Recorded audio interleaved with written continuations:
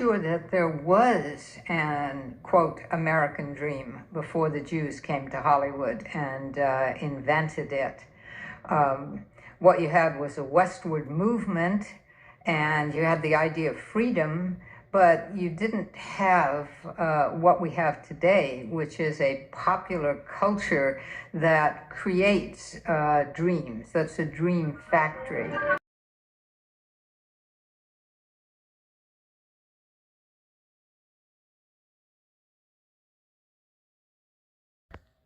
Money, Stacey. Right. Well, I want to actually go back in time because exactly 100 episodes before this one, episode KR 1555. So go to YouTube, look that up, Kaiser Report, episode 155. The title of the episode was called The Cantillon Monopoly, because this is in the news today, 10 months later, 8 months later. And the synopsis for episode 155 was, in this episode of Kai's Report, Max and Stacey discuss the history of the monopoly board that is the U.S. economy, whereby the Fiat pyramid scheme started in 1971, only a few short years after the Civil Rights Act. Those who held all the assets in 1971 became fabulously wealthy compared to those without assets, as the central bank began printing money furiously over the ensuing decades. That's the Cantillon effect. Whoever has all the assets, whoever's closest to the money printing, they get all the wealth, right?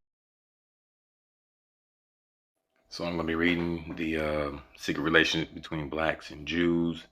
This is page 169, Jews, Slavery, and the Civil War. Reconstruction period, Black and Jews. Everywhere the serfs, the majority of the population, constituted an enormous oppressed class with least rights and the greatest obligations. The Jews belonged to the three upper classes, and the position of the bulk of the Jews resembled that of the burghers, whose function it was to control the economic life of the country. Let me repeat that. It was to control the economic life of the country. And what you see now, what they was talking about in their video, and which they're going to talk about even more, how it's imploding on them. Right. So this comes into effect because the New York Fed has finally conceded that Kaiser Report was right. They have issued a new study which finds, the New York Fed says in a new research paper, that easy monetary policy does little to cut racial income inequality. Ultra easy monetary policy may not help reduce racial economic disparities anywhere near as much as many now believe. So I'm going to read the second paragraph. The Jews faced the Reconstruction era without having markedly changed their attitude or behavior towards the ex-slave. In Louisiana, writes Moses Richkin, Jews typically were not in visible opposition to slavery. The point is a significant one in that throughout the history of the town of Obolus, if I'm pronouncing it right, Jews support the white side of the racial conflict that began with Reconstruction and which continues to be the major line of ethnic demarcation in the present-day community. In the North, the Jews parlayed their substantial wartime profits into new markets and industries. In the age of the great industrial expansion, Eric Herschler writes of the German Jews, their role was outstanding in three particular economic areas: in the textile and clothing field, in banking and finance. I'm going to repeat that again: in banking and finance, and in the development of a new kind of merchandising, such as a department store and the mail order businesses. This move into legitimate markets left them with control of 90% of all wholesale clothing in New York and 80% of all retail clothing stores. Investment banking was the dominion of the remarkable group of German Jews based in New York, whose names are synonymous with high finance to this day. And as you can see, it's a domino effect, a Ponzi pyramid scheme. That's why the wage gap for employees has not increased. That's why they keep printing money, inflation. And we'll go into some of it, but in fact, it's not even, it's like, it doesn't help it at all. It causes the opposite. Right. That's right. Not only doesn't it not help it, but it causes racial inequality and wealth and gap inequality because you're substituting something that was not horrible money, that is to say, the US dollar pre 1971, that at least had some ostensible tie to gold, was something that was completely horrible and in the establishment's hands in ways that would mitigate the effect of the equal rights movement of the 60s. When it looked like there would be more equal rights in America, central bankers very quickly said, wait a minute, we can't let this happen. Let's get off the gold standard and take control of the money supply, take control of the dollar, and this way we can keep our monopoly positions and not share anything. Right. So the important date is August of 1971. That is when the Fiat pyramid scheme, that is the current US dollar iteration, started. Whoever had the assets at that time, whoever had the jobs at that time that were still linked to inflation, whoever got to be the generation, whether it was the boomer generation versus now the Generation Z, who are at the last stage of this pyramid scheme, or at that same time, the racial inequality that did not get even the beginnings of the disintegration of that didn't happen until after the mid-60s. So they had been for hundreds of years cut out of owning the Now I'm going to read from page 170. Blacks emerged from the Civil War dominating the skills, craft, and construction trades as masons, carpenters, bricklayers, and painters. But before they were forced out by white laborers, their money was of particular interest to the Jewish merchants. For this reason alone, Jews tolerated the black consumer to a greater extent than did their Gentile counterparts, and their business were crammed with Negroes. I mean, look at the NBA, the NFL, the NAACP, different organizations. Martin Luther King had a Jew by his side, and many others, in the rap industry, and that's just to name a few.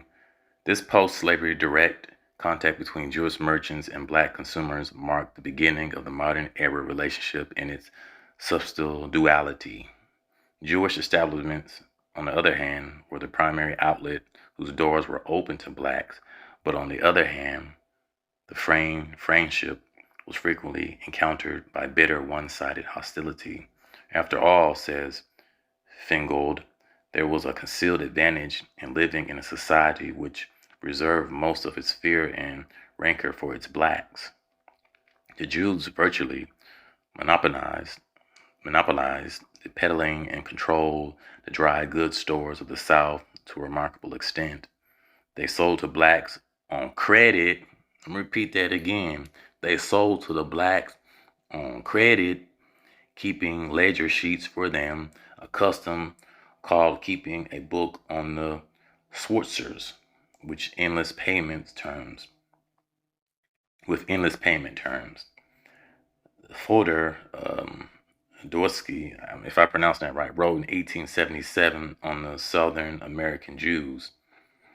They have already leaped a mass upon millions of liberated Negroes and have already taken a grip upon them in the Jews' own way by means of their sempiternal goal pursuit and by taking advantage of the inexperience and of the vices of the exploited tribe. The Negroes have now been liberated from the slave owners, but they will not last because the Jews will jump at this new little victim. In 1913, one observer recalled that after the Civil War, the Jews invaded the southern states with their merchandise and packs on their backs and began to open stores in the cities, towns, and crossroads as fast as their wholesale Jewish merchants' connections in Baltimore, Philadelphia, New York could ship the goods they ordered. So they're in the business of making money. So when the pyramid scheme started in 1971, whoever was there first enjoys the most wealth today. So that's why you see the pyramid scheme setup that we have now.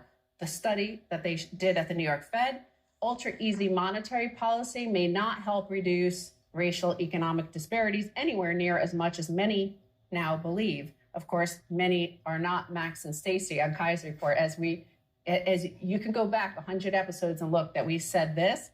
There is little reason to think that accommodative monetary policy plays a significant role in reducing racial inequities in the way often discussed, wrote economists Alina Barcher, Moritz Kuhn, Moritz Schulacher, and Paul Wachtel. And in fact, the paper released on Friday, on the contrary, very easy Fed policy may well accentuate inequalities for extended periods. Right, exactly right. The money printing and the central bank policies, as you point out, it is basically a pyramid scheme that came into existence in force in 1971. And the people who owned assets back then were able to ride the pyramid scheme for 45 years as more money is being printed and the value of those assets goes up, like Park Avenue apartments, like fine art, like chateaus. These are the things that are owned by the folks that started this pyramid scheme, that are the purveyors of this pyramid scheme. And the racial inequality exacerbated. It got worse. And also just basically the divide between rich and poor in America is at its most extreme because of this pyramid scheme, for this reason, by design. Right, and it's by design, whether ill-intentioned or not. Economic exploitation. The free blacks were a new consumer class who needed food, shelter, and clothing just like the slave, while others were revolted by the sheer thought of a free nigger. In their midst, the Jews' revulsion was mitigated by the ready money of the ex-slaves' pockets. After all, Jews had handsomely profited by supplying the slaves' needs through the plantation, and now that the same money source was rerouted through the hands of the ex-slave in the form of wages, the business was now directly retail. Jewish shops offered an open, if not entirely welcome, market for the black consumer, says Ashkenazi. The free black population of New Orleans was a significant economic group, and even urban slaves had funds at their disposal not available to their plantation counterparts. Also, in previous videos, race and Americanization, Creole New Orleans, they brought the real Judeans, the Africans, the black Africans, or the black Jews in 1719. It's all documented in college textbooks as well. That is the fact of this fiat system that we have, is the pyramid scheme nature of it, and why we have to keep on expanding debt. If you look back to 1971 versus today, you see a huge pile of debt. But the other thing is that you'll see a lot of, say, the Democratic Party, the progressive side of politics, says we need to end these wealth and income gaps between the sexes and the genders and between the races. So let's look at, they'll often say they totally support the central bank and they totally support printing more money. You'll see, by and large, it's the Democrats who will support that position in America because they say it helps Black people with their jobs. It does show that in one way, but worse on the other side. So let's read this. While there is evidence that easy monetary policy helps lift employment for Black Americans, it has a bigger impact on asset values, which benefits white Americans who are much wealthier on average and better positioned to benefit from the impact of stimulative monetary policy, the authors wrote. Quote, an accommodative monetary policy shock exacerbates the wealth difference between Black and white households because Black households own less financial assets and appreciate in value. Compared with white families, the median Black household has no stock holdings nor owns a house. By definition, any effect that monetary policy has on the price of such assets bypasses the majority of Black households, which is exactly what we said in episode 1555, is that because they did not have, the Black households did not hold assets in the beginning of this pyramid scheme, that this is why their wealth gap is now the gap is now bigger than it was pre-1968. Right. Well, let's simplify it down to what happened. So the progressives, the left wing, they say, hey, we got to make this fairer. So here's the big pile of money. And we notice that a lot of it's over here in the white people camp. Here's what we're going to do. We're going to take 10% of it or so via taxes maybe, and we're going to move it over to the lowest economic spectrum of the economy. And the white people say, okay, that's cool. Here's how we're going to do it. We're going to print up some more money, and we're going to print $1 trillion or $5 trillion, and we're going to give the amount that you just suggested, 10% of the amount pre this new cram down, or this new stock flotation, this new money printing, over there to that pile over there. And we're going to keep the other 90%. And then the left-wing politicians say, oh, that's great. And then a year or two later, they're like, wait a minute, you bamboozled me. You're exactly the same thing, and nothing's changed. And they're like, white folks be saying, yeah, you're right, let's do it. I tell you, let's print another $5 trillion, okay? And then, just like you said, we're going to put this amount of money over there to help those folks. And we keep the other 90%. Well, right? That's the Cantillon effect. That is the Cantillon effect. Cantillon effect, and they feel like let's spew money at the system, and spewing money is good because if we spew money to everybody, then the poor people will get it. But if the setup of the system, if the entire country and all of the land and all of the assets and all the stocks are held mostly by the Jeff Bezos, by the Elon Musk, by those people in the world, and it's held by the top 0.1%, essentially, they own most of it. All that Cantillon effect goes into there. It's the same argument, it's the same effect. So they're saying print more money so that those people that we want to help over there get some money. Okay, but they end up getting $1 of the new $100, where the wealthy get the 99. We see that with everything. We see that with the Cantillon effect, with the Fed money. We saw that with the CARES Act. It almost entirely went to, that was Treasury money. That went almost entirely to wealthy people. And the same thing we see with the argument that the Democrats made under Bill Clinton is that let's send all of our jobs overseas because you know what? Getting Chinese people to make all these goods and services, well, it'll lower your cost at Walmart. And you don't want, you're not progressive if you don't want cheaper prices at Walmart, right? So, and yet their wages kept on going down while the asset prices kept going up. So this is the situation that Kai's report has been covering for the past 11 years now.